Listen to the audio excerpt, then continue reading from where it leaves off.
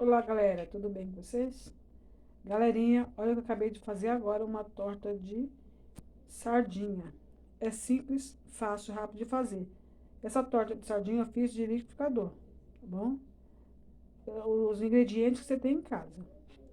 É por isso que ela é bem simples de fazer. Ela é simples e fácil, rápido de fazer. Aí eu bati ela tudo nos ingredientes no liquidificador. É os ingredientes que a gente tem em casa, tá bom, galera? É simples, fácil, rápido de fazer.